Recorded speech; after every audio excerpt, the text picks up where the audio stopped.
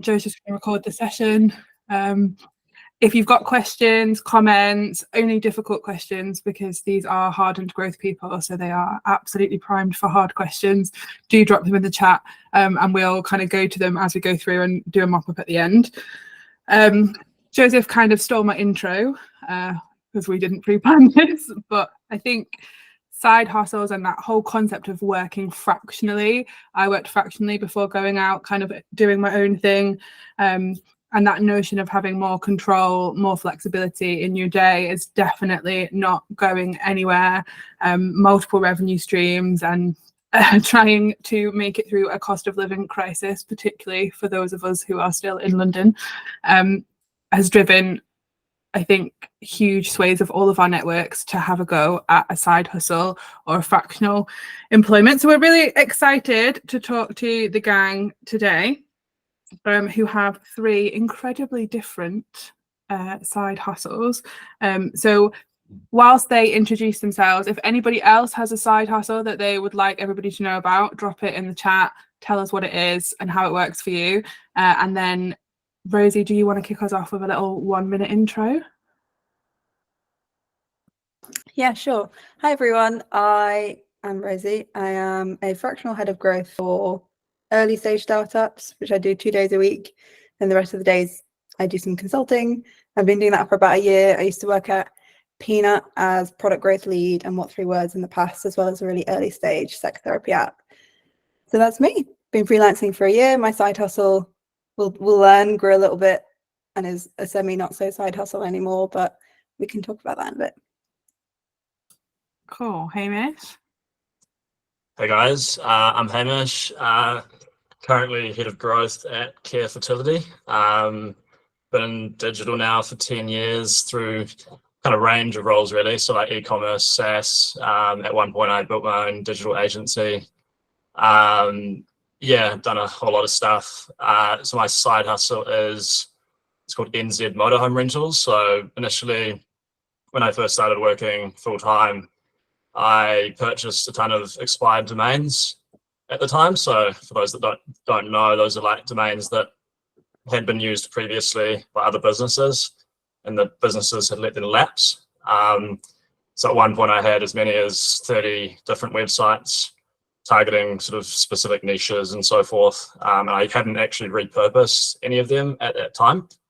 And then sort of 3.5 years ago, I picked one up, and it had sort of the domain authority behind it from 20 years of existing as a quite established business that had sort of then shut down.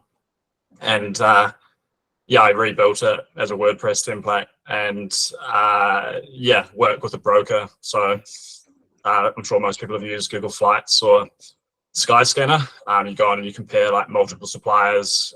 So I use their booking technology on my website as a white label and take a clip of the ticket of the overall booking value. So anywhere from 6 to 10% of the total booking itself. So from my perspective, it's essentially a demand generation piece. So like driving predominantly organic and local search traffic to it, but then also yeah, just like a conversion piece. So it's quite a simple site, but just making sure that that site, that traffic converts well, essentially. So yeah, it's turned into a nice little side income. I love this because it's like such a technical niche growth person. Yeah, 100%. Brad, do you want to introduce yourself? Hi there. I'm Brad. I currently work at Prolific. It's a platform that allows teams to do their best research, really. And I focus on the AI, corporate, and partnership teams. Those are the areas that I try support and grow. Outside of Prolific, I've had countless side hustles, everything from consulting, starting my own gigs, selling domains, building something and selling that as well.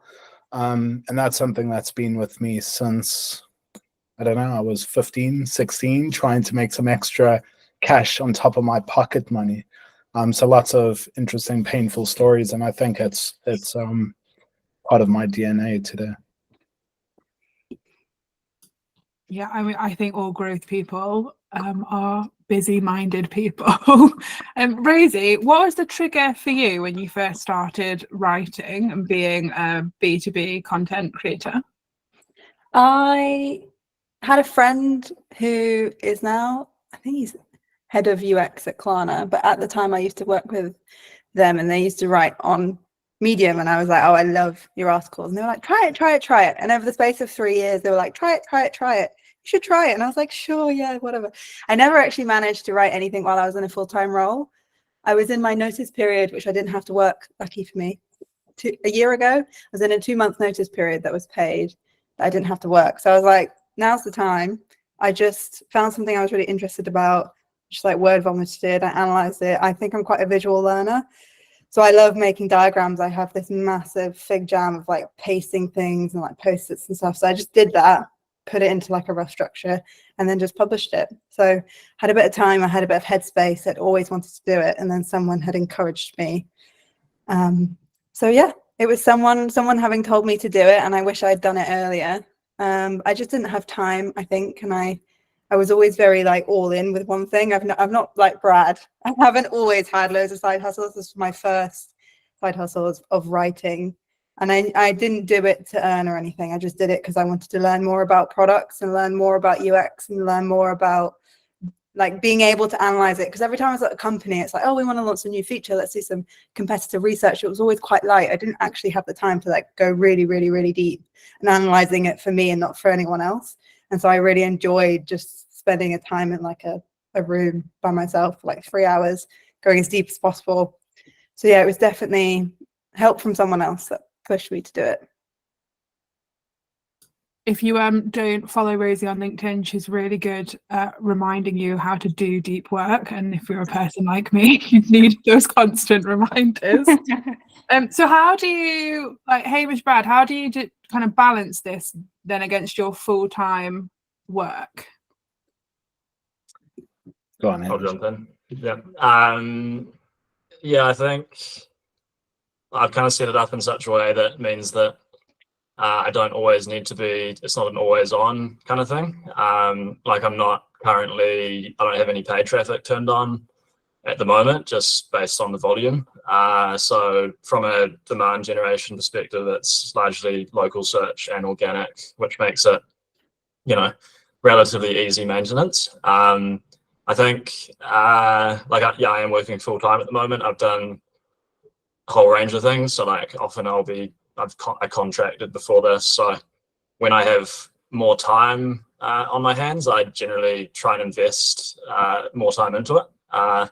So at times I'll, spend 20 plus hours per week, but that's quite unusual, typically speaking. But yeah, I think the main sort of thing is a little bit quite regularly. So like I'll try and do, 1 or 2 hours every odd day type of thing. And then I think the big other thing is really not trying to make it perfect. It is a side hustle. And I think with anything in general, like just get things out, get things done.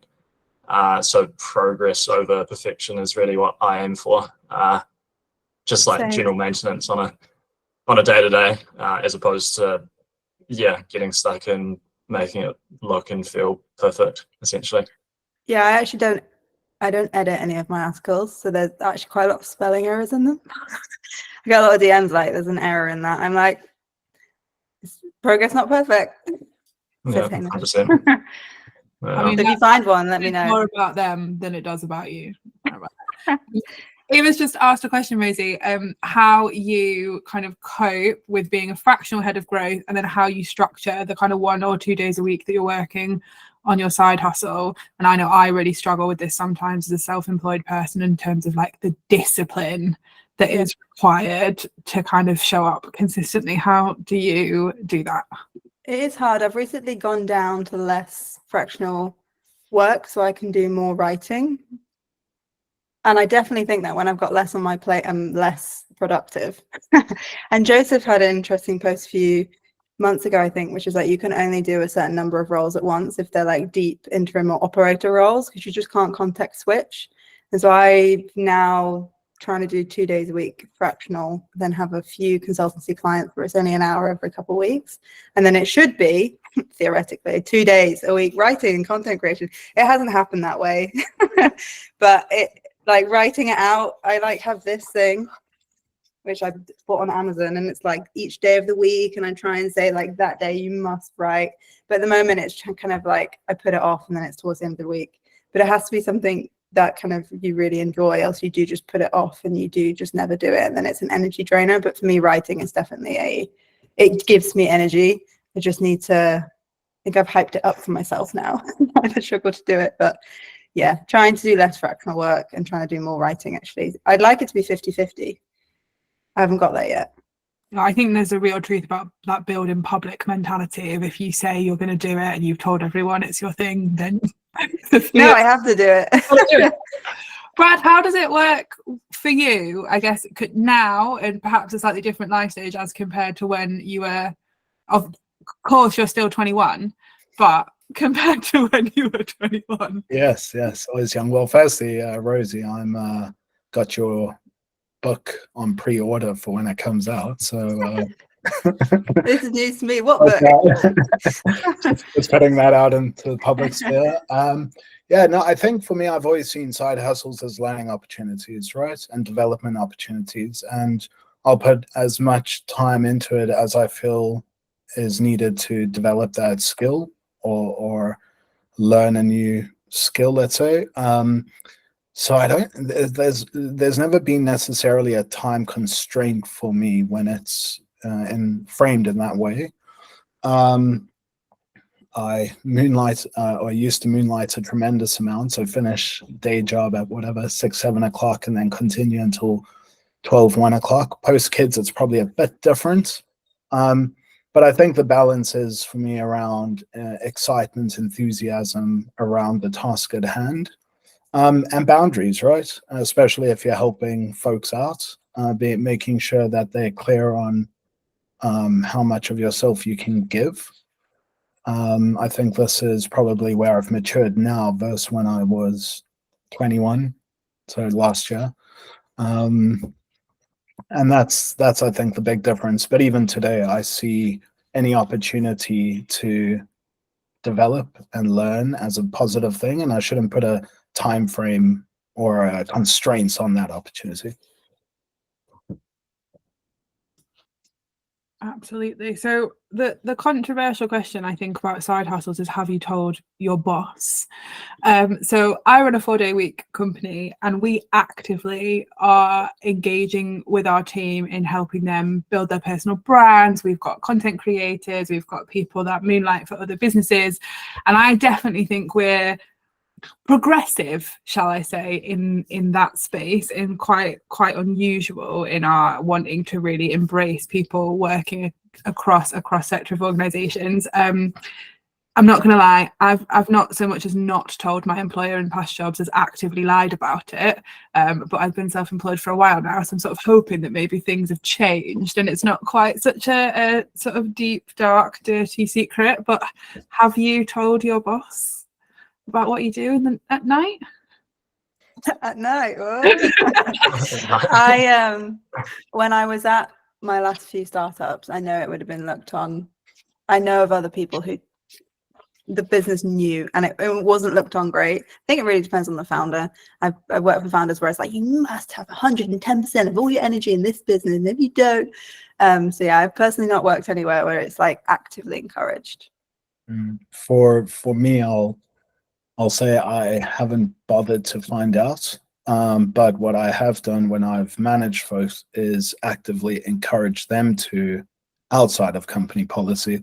Not that I checked what those policies necessarily were, because I think giving people broader context, allowing them to, again, develop skills that aren't necessarily easily developed in their current role is a benefit to the business, is a benefit to them as an individual who, as a manager, I've got a responsibility to. So I've always encouraged anyone that I have directly worked with to do that. Well, this is it too. Exactly, Joseph. I think especially when folks are starting out, right? It's salaries are typically lower, and getting a bit of an extra pay bump at the end of the month is a happy thing, you know. It's a bit, Hamish, how does that work for you? Because you're probably, Yeah. your side hustle is maybe the furthest away from your day job.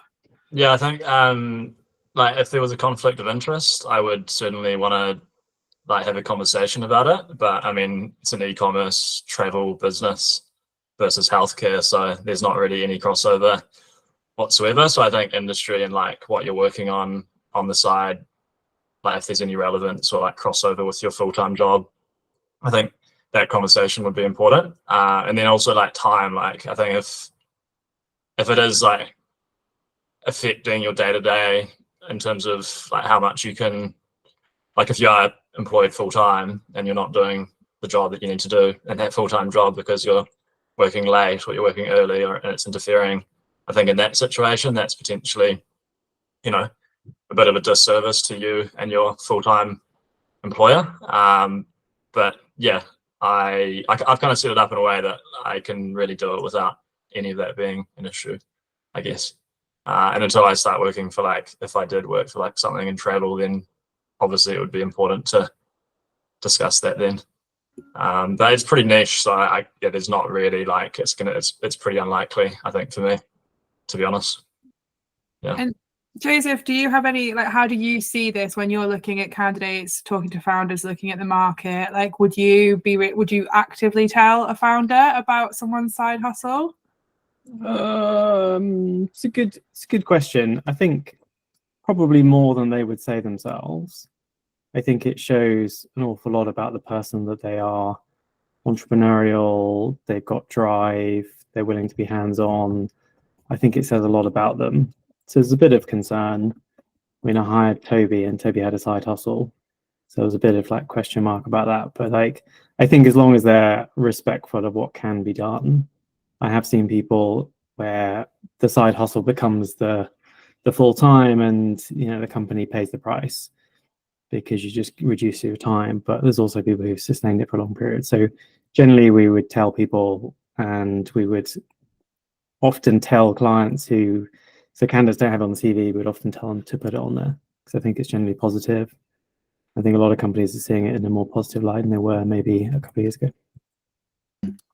I think that's a really good point you both raised, which is, I should have mentioned it too, is conflicts of interest, of course. Want to avoid those, but also there's commitments to your commitments, right? So as long as you're not, well, I believe as long as I'm not using my, leveraging my side hustles during time that I've allocated for full-time commitments, for example, then that's fine. But if, you know, I start working on another job during my working hours, this is a problem. It is very hard to do that though. I mean, it's very hard to sort of time box it. I think a lot of side hustles, you sort of need to be freelance to get it done, but it's very difficult to get. It can work if you've got like US clients or these sorts of people because you're actually out of the time zone, but being 9 to 5 with London-based clients where you're supposed to be working 9 to 5 can be quite tricky. I think it depends on what you're doing though as well, right? Like the definition of that side hustle, like in the sense of consulting, like, yeah, and if you need to be having calls with those clients at certain hours, then yeah, like that totally makes sense. But I mean, for me, I set it up as a way of sort of making money while you sleep. That was the kind of fundamental That's the goal. starting point. Yeah. So, and like with it being, you know, 12 hours in front, that happens. So it's a different sort of kettle of fish, but totally agree with Joseph on the point that, yeah, if it's consulting, different beast. And I think there's definitely a difference between sync and async. So async is like things you don't need any, you know, you can do whenever, like writing, I can do it whenever I want. Whereas sync, like if you're having calls with people because you're mentoring or advising, that's when I think it gets a bit more stressful. I try and time box. I started giving people specific days I was working for them. I find it didn't work as well.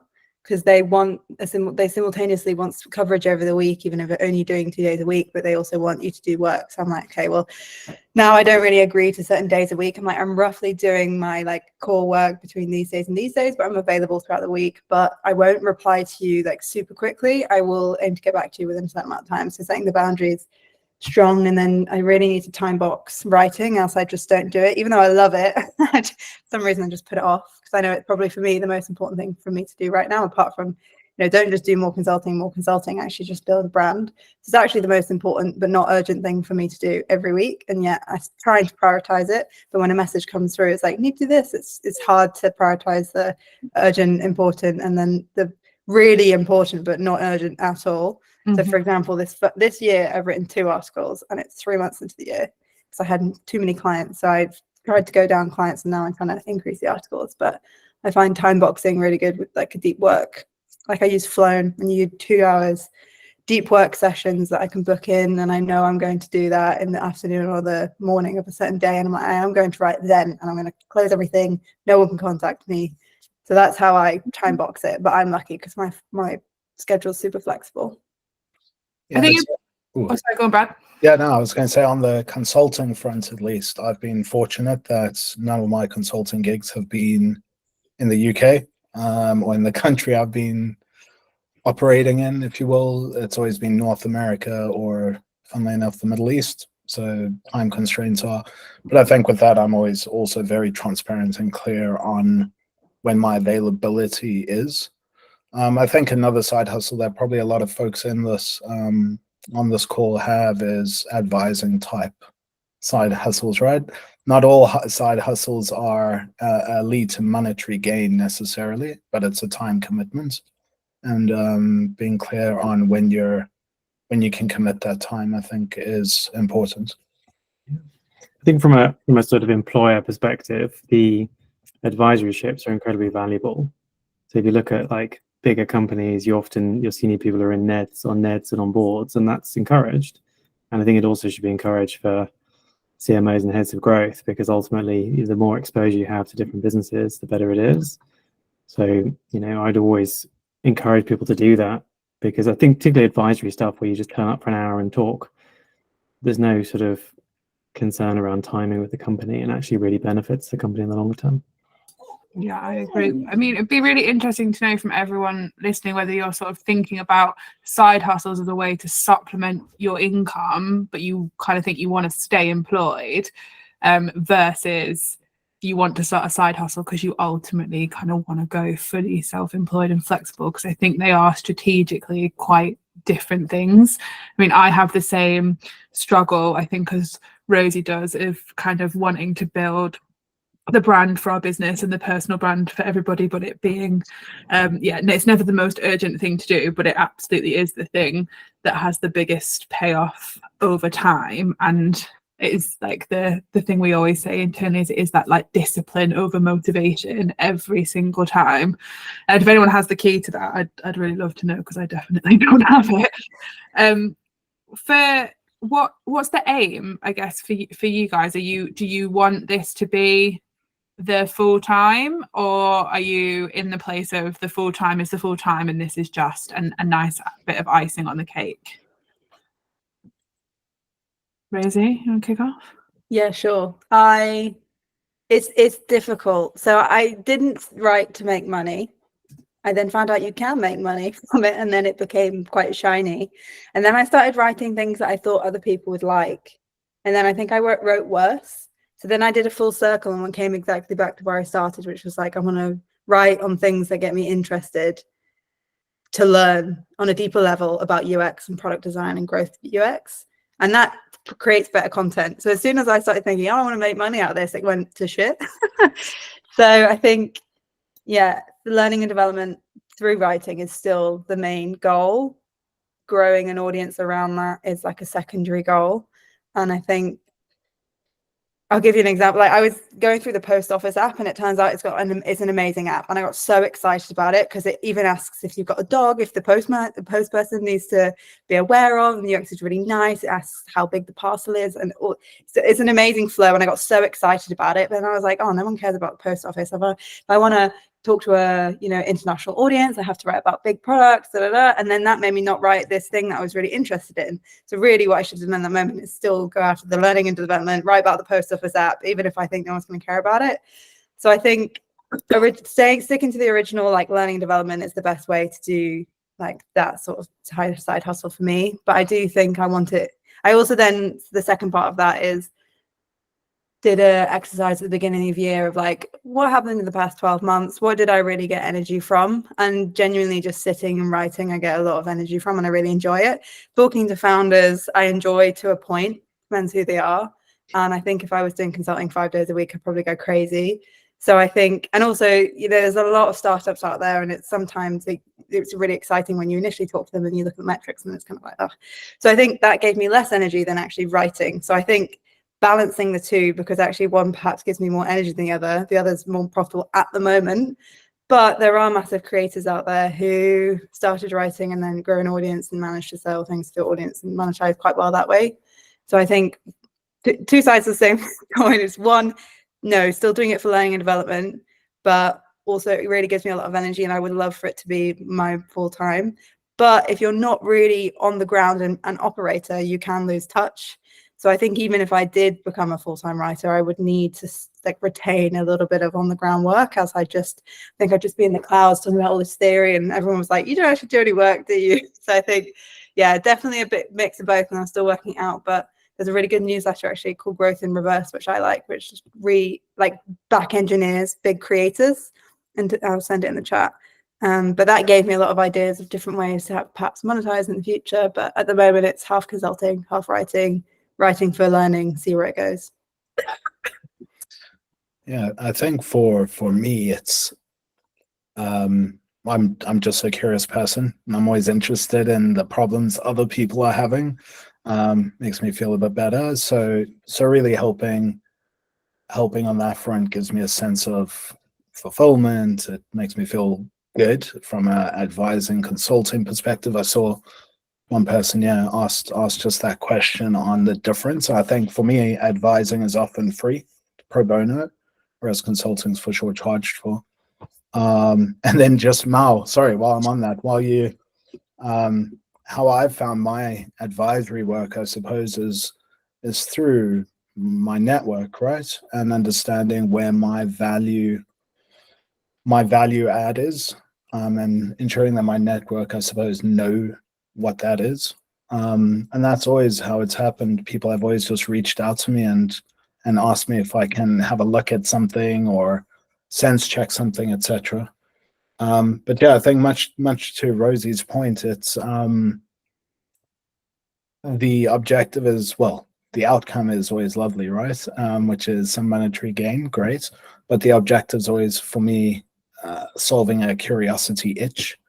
So I've got this interest in, well, I haven't looked at mobile homes or anything, but I think I looked at pergolas once because I was trying to find pergolas for myself. And I thought, well, I could probably build a better experience here. And then went on that little journey. Hot tubs, there we go. So it's a sort of curiosity, right, that I think fuels me. And once I scratch that itch, I get a great deal of satisfaction. Don't talk to Samantha about garden furniture. We've got some stories we could tell, but they definitely require alcohol and a non-disclosure agreement.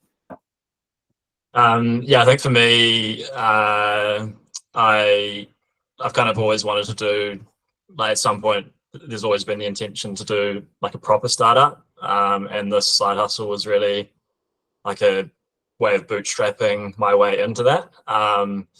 So yeah, I'm at the point where like that would be possible. It's just, I just don't have that idea as such. And it's probably not the right timing really to do that. So, but I think, yeah, that's really kind of, I suppose the line that I've sort of drawn between it. So, but at some point, yeah, probably in the next 3 to 4 years, that's the intention.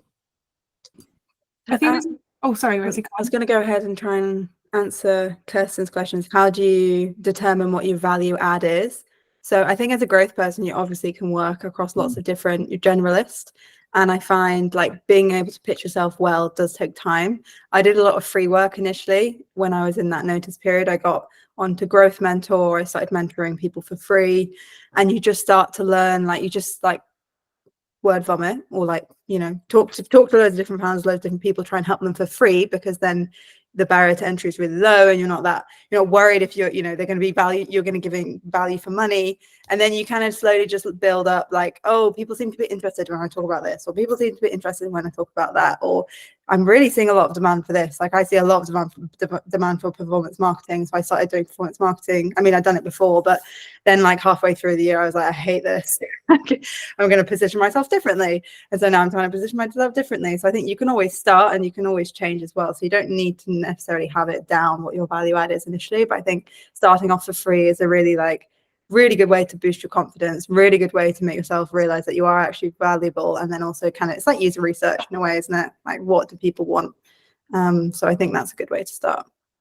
I think also you can have, like, your value add can actually be being a really great generalist and knowing who to call. A lot of the work that we do as a business, so we're a manufacturer, but I come from a marketing and branding background, so a lot of what we kind of offer as a sort of full service solution is like helping people that are like, I want to make a thing, but I'm not a designer and I don't know how to do it, which is bizarrely just not a thing that tends to happen in manufacturing. So actually sometimes it can be your network, it is your value add, and it's knowing how to help people get in touch with the right person, and there can be a lot of value in that. And I know there's other people kind of in Growth & Co that are excellent and excel at kind of being that handhold to a founder. So you don't necessarily have to have tons of depth in order to be a brilliant advisor, and actually sometimes not having depth can be a superpower.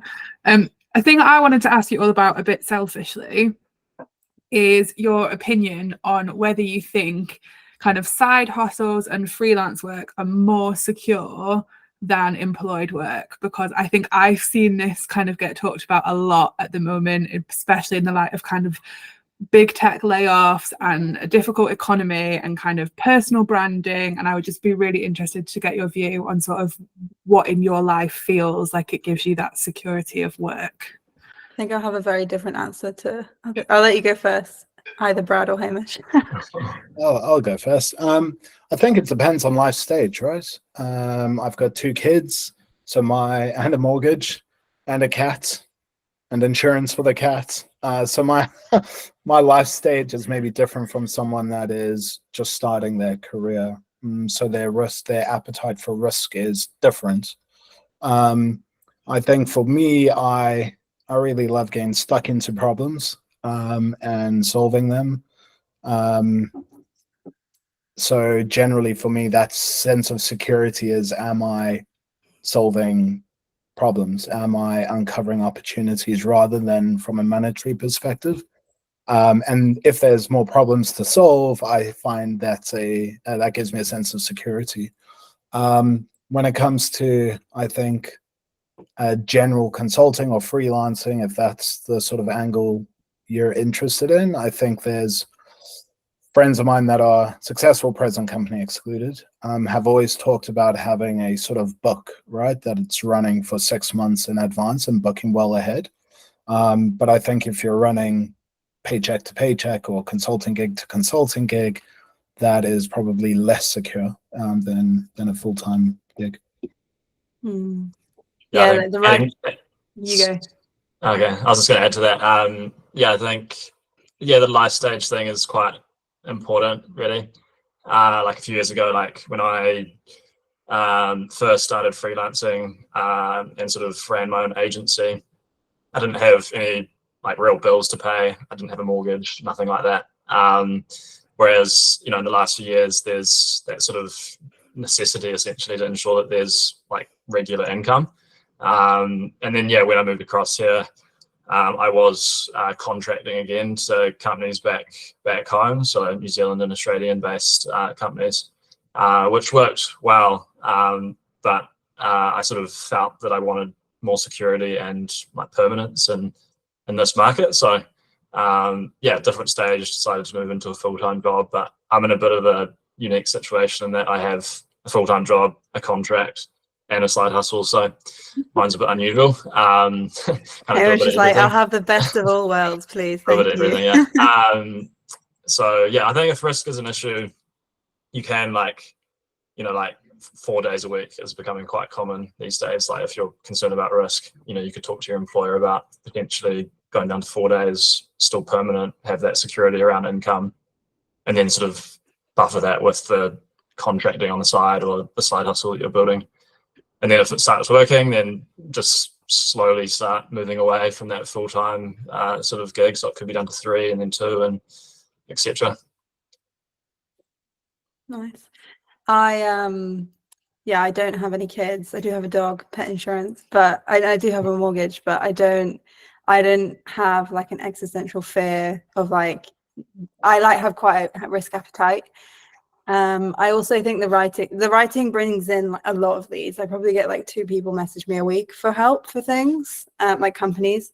So I have quite like accidentally got good lead gen. So I think as well as the money you get from Medium, so on Medium, if you have more than 100 followers, you actually get paid. I think it's a % of the people's subscription. So if someone reads, they pay £50 a year for their subscription, they read 5 articles. I think each writer gets about £10 each, something like that. So it's really about how many people see your articles, but it's really up and down. So like I haven't written recently. Passive income's about £200 a month. The massive month I had last year was £1,500 from Medium. And I think if I keep writing probably 1 a week, I can probably average with like around a month from Medium, but it's super up and down. Like I could write 4 things that I think are great and fall flat, and then I'll get like £500 a month. So I don't rely on Medium for income. I do have quite, I've got like layers of different clients. Like I don't really do small projects. I only do like ongoing work. So some people it's like open-ended, like when they want to quit, they can quit. They seem to want to keep going. Great. Sometimes it doesn't work out, but there's always something else. So for me, I've got like layers of things. There's never one client at a time. It's always like 3. At one time there was too many. I had 8 and that was really bad. So I had to like cancel some of them. So for me, I have a good layerage. The writing is not dependable. The consulting is. I actually have a completely opposite opinion where I find it more risky to go into a full-time role. Like I got fired at my last role. Like suddenly the company before that went down and I had all my eggs in that basket and I had no side hustles because I didn't think I had time for it. Didn't want to split myself. So I actually find it less risky to be freelance for me because it works for me. And when I did get fired, I had some savings, really, really not a lot. But I did like, okay, this is my outgoings every month. If I budget this, okay, I've got this. I did like my own runway in a Google sheet of like, okay, I'll cancel all these subscriptions, need to keep the pet insurance, need to keep the mortgage, obviously. I have a partner, he earns, but not as much. But, it's good to be in it like a couple. Anyways, did my like runway. I had like 10 months and I was like, oh, I'm not stressed about this. And so then I was able to take my time, do what I wanted, go on holiday, do the things in not a rushed way. I think if you're up against a deadline, it's really hard to then go get leads. It's really hard to close people. It's really hard to write because there's that pressure and that stress towards a deadline. That's like maybe an existential crisis or a life deadline, something like that. I think that's not a good situation to do any sort of freelancing or writing because I don't think that puts you in a headspace where you're maybe like confident in yourself, which is really important for closing clients and also writing well. I think like how you feel comes across in your writing. So I think it really depends on personal circumstances, what life stage you're at, appetite for risk, like whether you have your own runway and you've got the freedom to do that. I was lucky that I did. But yeah, I definitely feel like I don't want full-time employment at the moment, but maybe I'll hit a learning curve, like ceiling. And I'll be like, oh, I've actually stopped learning this freelance world. I need to go and manage a big team, or I need to go work for a series, whatever company is my next thing. So yeah, I think it will change. But at the moment, I feel this is the less risky route for me, actually. Yeah, I mean, I now have to look after 15 people's salaries, which is pretty terrifying. I'm not going to lie. But I mean, I agree. I think I'm in the same boat where I sort of am a bit nonchalant about it and kind of go, well, you could always go get a job, couldn't you? Like the worst comes to the worst. I think if you're learning and you're pushing yourself hard, you're still an employable person. It doesn't mean that what's right for one chapter of your life has to define your entire career. I think sometimes we make these things quite existential. What is the hardest thing about maintaining your side hustle, and have you ever wanted to give up? Oh, You wanna go? Yeah, Brad. yeah, I think the hardest thing is context switching and time management. I think these are the two fundamental sort of challenges we have generally in our day-to-days, but also when it comes to managing side hustles. I see my, growing two young children as a side hustle in and of itself, right? And these come with unique challenges and time commitments and so on. So I think that for me is the most important thing, especially if you've got a full-time gig. You don't want to start referring to the side hustle accidentally because you're all over the place. So I think being able to compartmentalize the areas of your life that you're focused on and not have them negatively bleed into each other. I think there's a positive bleed, right, which is the learnings that I gain from one area that I feed into another. I think those are the biggest challenges I see. Yeah, I think for me, it's been the deciding point around when to do it full time or not. I think, one of the things that, if I'm being honest, I've struggled with through my career is a bit of shiny object syndrome. So you kind of like see a new contract opportunity or a new freelance gig or a new full-time role or, a new side hustle for this matter. Like the number of websites that I had just sitting there that I could have potentially like repurposed and built out was significant. Each of them represent like their own little side hustle. So I think for this, it's been obviously having like a global website would make sense. Like one specific market is fairly niche, which has been good because I've really been able to dial in and make that work. But I think, potentially in the next few months, if I'm in between like full-time roles or in between contracts, I might consider popping down to Portugal and hiring a co-working space and repurposing a global website and building it out from there. But in that Global sense, motorhomes. but I mean, I think with anything, like you really want to make sure you're doing it as well as you can. It kind of comes back to that point of that we talked about earlier around how to balance like full-time versus side hustle. Like you don't want to really be doing things half-ass if you can avoid it. I think that's really important. So I think for me, that's the biggest challenge. It's like really like, right, like what am I really putting my time into? Am I, obviously we've got so many hours in the day and you can set aside hours before or after work if you're working full-time.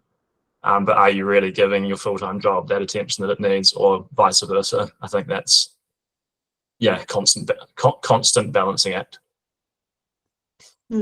Yeah, I definitely second that, both of those, time commitment and then boundaries and knowing when to go, which for me it's motivation. So like, because I post on LinkedIn and Medium, I'm at the whim of the algorithms. I wasn't originally trying to get any sort of type of engagement, but after a while you start to like have this weird bar where you're like, oh, that one didn't do well, and then you can get in your head of like, this isn't good enough, and then it can actually stop you from like posting or writing or anything. So I think the algorithms are really annoying. So I think just kind of trying to forget them. And again, it's the going back to why you're doing it. Like, I am doing this to learn. I'm going to do what I find interesting, and I'm going to be really dedicated to posting once a week on Medium and once a day on LinkedIn, and I do not care what anyone else says. Like, that's the kind of mindset I'm trying to go after. So that was a big challenge of like, with this weird midpoint where I'm like, oh, maybe I should do this, but is it good enough? And then I think the second to what Hamish said around knowing when to switch. So I like was pretty much like 4 days a week consulting towards the end of last year, so really didn't, and then went 5 days a week, didn't have enough time for consulting. And it took like 5 different people for me to be like, oh, I feel really bad at the moment, and someone to be like, maybe you should like reassess what you're doing in your day and like what you focus on. I'm like, yeah, good point. Like 2 months later, I was like, maybe I should actually do that. And so it took someone else to urge me to be like, maybe you should do more of X or less of Y. I think I needed external help and coaching myself to work out what I wanted to do. I was in this accountable entrepreneur program thing, which was quite useful. And there was this other founders in a room, and they were like, and you just talk about your problems. It's kind of like therapy. And they were like, sounds like you need to go down on these clients. And I was like, that's a really good point. But I'm quite a people pleaser, so I find it really hard to quit things. So they were the first clients that I'd quit, and I really felt like I let them down because I wanted to continue, but I think it was better because I needed the space to be able to write. So I think that's another problem, knowing when to quit, being a people pleaser, and then, yeah, just motivation and making sure you're not getting demotivated by social media.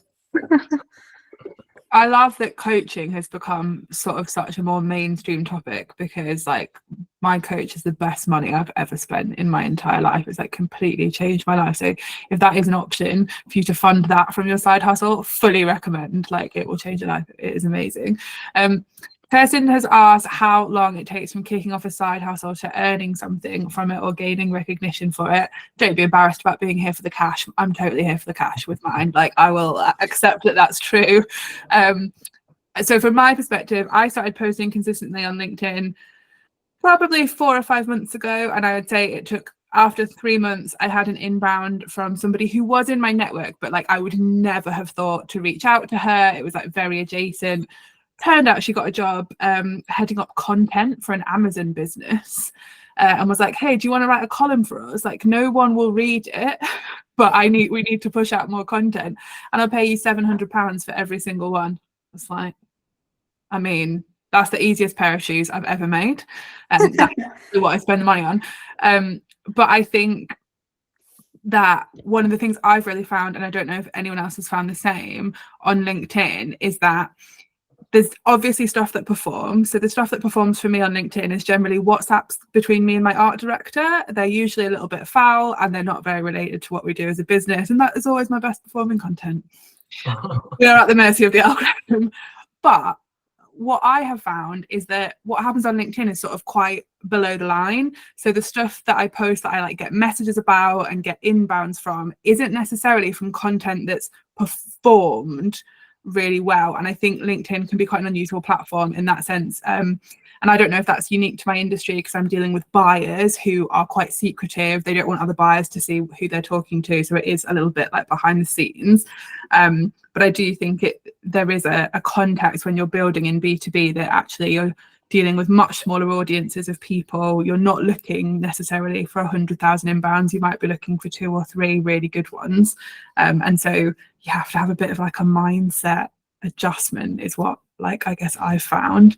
I don't know if anyone else has got any thoughts on sort of what their runway was to monetizing their... I've seen the same thing on LinkedIn, by the way. Like, someone else I know gets, like 20 likes per post, but gets loads of leads because they're like really hyper specific posts to a very niche audience. So I think, yeah, that I've seen that trend too. Like, just loads of likes doesn't necessarily mean leads. And it depends what you measure success on. If you measure success as leads, then do hyper relevant posts. If you measure success on engagement, then do like mass interesting posts.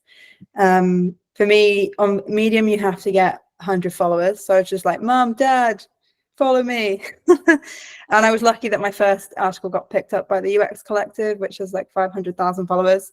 So I was probably 2 months, but I think most people on Medium make like £50 a month. It's like it's very spread on the earnings from that.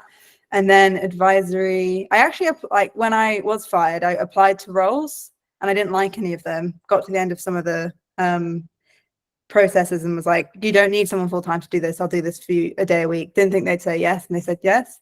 So I think time to money was actually, like, for Medium it was 2 months, but that's really quick. On LinkedIn, it's hard to measure. Probably like 4 to 6 months, actually quite long. Again, you have to start it not doing it for that means, as you can tell. And then I think the third thing was like actually just telling your network and saying, hey, I'm looking for this. And then as long as they know, and they might find something, and if they think you're good, then they will tell you. So just telling people, applying for jobs, even if, you know, like it might not be a job at the end of the day, you can advise them what they need. And then, yeah, content's hard to predict. Yeah, I think from my side, Kirsten, it varies. Hey, I've lent in and gone, hey, and messaged someone and said, especially earlier on, said, hey, I think I can help you with something, and often started off free in a way, just to get some of that experience and know-how under my belt, and then progressed from there. I think as people recognize the value that you can bring, or you've recognized an opportunity, mobile homes or pergolas, you name it, or candles, it's up to you to then decide whether you want to commit the time it takes to develop that further. I think, Georgie, you mentioned, how do you cost up your time, right? And on that, I think it varies as well. When I started initially, I probably lowballed myself versus market averages, just to get that bit of experience and so on. And then from there, it's just look at, I suppose, what the market average is for the expertise you're offering. For example, for a head of growth, it might be somewhere around 600-700 a day. But I've seen folks charge more than that. Same with a fractional CMO. It's Joseph can probably speak to this even more, but I believe that's 1,000 to 1,500 a day, for example. So it varies, but generally I started off lowballing myself slightly so that I can start getting the know-how necessary to then progress that further.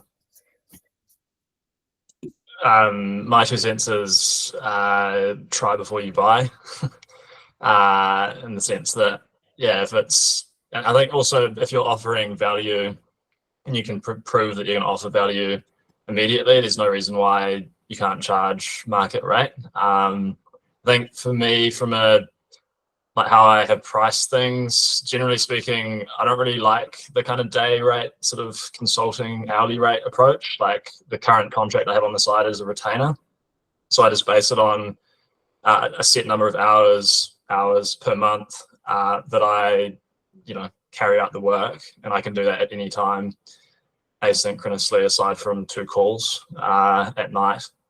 And then, I just send an invoice at the beginning of the month. So for me, that's what works the best. And then in terms of predictability of income as well, that's just easier because you can forecast exactly how much that's going to earn you over a 12-month period. That's what I do as well. Yeah. I don't do any hour rates or any day rates, just month retainers. That's generally what I've found to be the best. Like when I have contracted full time, that's what I typically do. And I think because in that way it works well for you and the client, because if before you move to that retainer, you're kind of sussing it out to see if you've got like a good working relationship and you can actually offer value and etc. And you actually want to do it personally, but they also want you to do it before you sort of jump into making it, I suppose, more structured. Yeah, I think also as you kind of get further into it, like I have 2 rates. I have an earning rate and a learning rate. So there's a rate for work I kind of want to do, and there's a rate for work I don't want to do. Because we're busy, and I think a lot of people, you're always making choices, even if it's just choices about spending time with your kids or walking your dog. And we take that right across our business, and the kind of consulting model we have at a business is there's some projects that you kind of don't really want to do unless they're lucrative, and that's okay. We've now got Joseph on 2 screens. It's so bizarre. It looks so strange.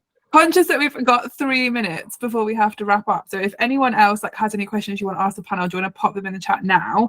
And then we're just, as a final question, if you could start your side hustle again, what would you do differently from all the knowledge that you now have? Brad, do you want to go first? Oh gosh, I think because I've got so many things going on,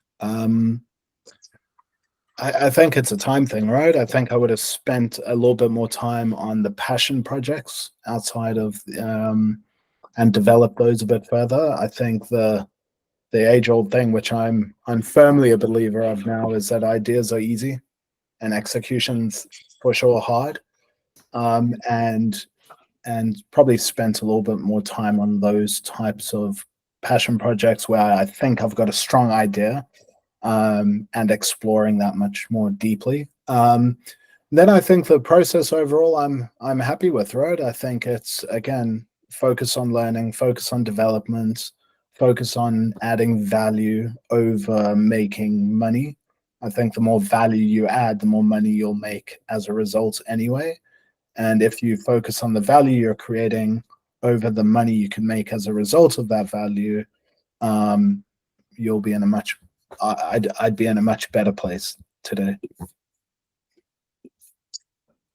I'll jump in. I think lots of things, but if I was to name one, it would be like, don't be afraid of like being super targeted in terms of a niche, and we talked about it earlier. But I think like when a company's hiring like a consultant or a contractor, they often just need something very specific done. So like, for example, in marketing, you've got like meta ads or SEO or like email marketing or whatever, like one of those skills, like if you're starting off, like mastering one of those and really being able to like nail it, I think is a really like good approach. I think earlier on when I like contracted full time, I was sort of trying to do everything and pretend that I knew how to do everything, and I didn't because you just can't. So like now I'm like very performance marketing based and quite broad brush, but like still very focused on sort of digital and performance marketing skills in particular. So I think, yeah, if I was to start again, it would be just focus on like one or two skills and like really dial those in, because that'll help with your own confidence, but also just your ability to do the job better for the client as well. That's a good one. I would, if I was to do the whole thing again, I would just do more, write more, post more, not be afraid. Just, I think I paused for a while because I was scared. So I think just go all in. Still don't think I've gone all in. And then just have stronger boundaries. I think earlier on, I priced myself really low. Didn't really set strong boundaries because I thought if I told them what hours I'd be online and, you know, set strong boundaries, I thought they'd run away. Whereas actually then I got into a situation with a couple of toxic founders where they expected their expectations were like way too high, and then I felt really resentful and I was like, this is awful. So I think at the beginning, like just sticking strong and being like, these are my prices, these are my hours. If that doesn't work for you, if it doesn't work for you, you're not the right client for me. And now like a red flag for me is if they go back and forth on price on price way too much, if they go back and forth on scope way too much, they want to do an hour rate, if they want to do a day rate, that kind of tells me they are short-termism and they are not really understanding that, you know, you need to be doing things for a while in order to see results, things like that. So I think I've got like some kind of like lead scoring in a way, but my own personal lead scoring is like, are they nice? Do they have good boundaries? Do they treat their people well? So I think for me, it's just about boundaries, and I think just jumping straight in and just getting going earlier. The earlier, the better. Yeah, I really agree. I think that whole thing of fortune favors the bold when you're starting out is so true, and it's so scary, but actually like it's that mindset I think of like what's the best that could happen if you put yourself out there. And I think the other thing that's kind of come from everybody, this is like such a Brene Brown quote, but I love her, so we're going there. It's you don't rise to the level of your goals, you fall to the level of your systems. And if you really want to build a side hustle, like discipline and consistency have to be at the absolute core of it, because you only get out what you put in, and that is really tough. But thank you so much, everybody. Joseph, do you want to do a little wrap up on where everyone can find the recording and follow you on LinkedIn? Well, thank you everyone for your time, and really appreciate you emceeing some of that, like some really interesting insights, and I think a lot of people can take away.